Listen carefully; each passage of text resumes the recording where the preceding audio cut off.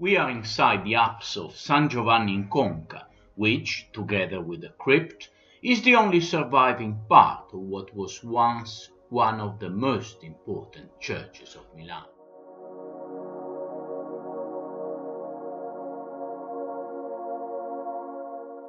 The building had ancient origins between the 4th and the 7th century.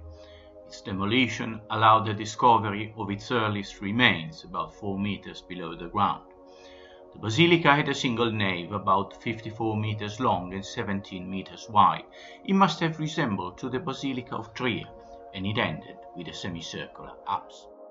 Testament to the church's antiquity was the discovery, after the demolition of the bell tower, of the tombstone of Aldo, a noble Lombard, brother-in-law of Queen Theodelinda, dating back to the 7th century. The tombstone is today at the Museum of the Sforza Castle, where we can also admire the remains of a Paleo-Christian fresco tomb, also found at the site. The frescoes were detached from the tomb. The first one shows a Latin cross between a deer and a doe, a baptismal symbol. The second fresco, on the shore side of the tomb, shows a date palm, a symbol of paradise, with 2 birds, perhaps partridges, symbols of the soul. During the archaeological excavations carried out when the church was demolished, the mosaic floor of a Roman domus was also found. Today we can admire it in the Archaeological Museum. It shows a large cat in the act of leaping, framed by ornamental motifs. The Roman domus was located along an ancient porticoed street, the pavement of which was partially recovered during the works for the subway in Piazza Missori. In the 11th century, on the original building a new church was built, to which belonged the same crypt supported by vaults and columns that we can still visit today. The building, destroyed in 1162 by Barbarossa, will be rebuilt by mid of the 13th century, with the exception of the apse and the crypt, which belonged to the previous church. In the period of maximum splendor, the church became the family chapel of the Visconti dukes and was embellished with frescoes painted on top of pre-existing decorations. The frescoes probably depicted the story of St. John, allegedly immersed, without consequences, into a pot of boiling oil. The saint's statue, once placed in a shrine on the church's façade, can still be seen in the ducal court of the Sforza Castle. Parts of those frescoes, the work of a 14th century Lombard master, were detached and pasted on canvas when the church was demolished and then taken to the Museum of the Sforza Castle. Particularly impressive are the paintings of the Annunciation, which adorn the Arch of the Lantern. They show the Archangel Gabriel with his right arm raised, pointing to the Virgin Mary with a restrained, almost hesitant gesture. The building had 3 naves and 4 spans supported by cylindrical brick pillars. The roof of the central nave was supported by trusses with exposed beams, while the side naves were covered by crossed walls. The transept separated the naves from the presbytery area, which stood in a raised position above the crypt and ended in a semicircular apse. The lantern tower was covered by crossed vaults and was higher than the rest of the building. The south and north walls of the transept and the east and west walls of the square-shaped lantern tower were lit by large windows already in Gothic style. Very nice was the church's stone and brick façade, with a large round window in the center, 2 side windows, and a doorway with a faux prothyrum, typical of the late 13th century in Milan. The side aisles were probably illuminated by oculi. In the presbytery, in front of the altar, was the equestrian monument to Bernabò Visconti, the work of Bonino da Campione, one of the greatest among the famous masters of Campione. The monument is today in the Sforza Castle, as also the tomb of Regina della Scala, which was originally in the church's crypt. The monument is composed by more than 70 elements distributed over 3 areas: the base, the sarcophagus, and the equestrian statue. The base is composed by 6 columns, surrounding 6 octagonal pillars. On top of them lies the sarcophagus of Bernabò, surrounded by 4 panels. On the front panel are the 4 evangelists between 2 doctors of the church. On the opposite panel, the other 2 doctors are shown, beside an elegant scene of the coronation of the Virgin. The long panel on the left side shows the saints Christopher, Catherine, George, Eugene, Anthony and Jonas next to a crucifixion. On the opposite panel there is a Pietà with Jesus, the Virgin, St. John the Evangelist, and 2 angels between the saints Barnabas, Bernard, John the Baptist, Damien, Gotthard and Cosmas.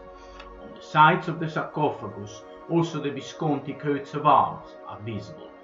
On a plinth stands the equestrian statue of Bernabò in life size, carved in a single block of marble, with the exception of the head. The cardinal virtues of fortitude and justice stand beside the right. In 1531, the church of San Giovanni was donated to the Carmelite fathers, who built a new monastery. Several changes were made to the project of architect Seregni, starting with 2 new windows in the façade instead of the oculi to better illuminate the side aisles. The monument of Bernabò Visconti was moved to the back of the church by disposition of the Archbishop Carlo Borromeo. In 1596, the bell tower, originally 24 meters high, was raised to the considerable height of 42 meters. The church had not undergone any major restructuring until, in 1663, the Prior Eliseo Bonetti decided to renovate it according to a project of architect Francesco Castelli. The Romanesque pillars were replaced by twin columns with an octagonal section, supporting mixtilinear arches. New windows were open and old frescoes were hidden under new stuccos. Nevertheless, the church was enriched with valuable works of art by painters such as Lomazzo, Lucchino, Nuvolone and Bernardo Lanino. In 1782, the Carmelite order was suppressed by a decree of Joseph II of Habsburg, and after the advent of the Cisalpine Republic and the spoliation of the church, the building was closed in 1808. The bell tower was used as a signal tower and later rented out to Count Pietro Moscati, who set up a meteorological observatory with devices that could automatically record atmospheric variations and innovative instruments purchased abroad, often employed in Italy for the first time. He could make astronomical observations, thanks to the height of the tower, exceeding that of the Astronomical Observatory of Brera. In 1821, the worsening of the Count's sight and his old age pushed him to leave the observatory to the Austrian government, so that it could be donated to the High School of Sant'Alessandro in the following year. The church was instead used to store carriages and machineries before it became a workshop and a warehouse. In 1879, the Via Carlo Alberto was opened, later renamed Via Mazzini, connecting Corso di Porta Romana to Piazza Duomo. The church was demolished up to the transept, whereby its facade was preserved and placed obliquely on the shortened building so as to follow the bending road. The works were supervised by architect Angelo Colla, who renovated the interiors in accordance to the neo-Gothic taste of the time and modified the proportions of the facade in order to adapt it to the new road front.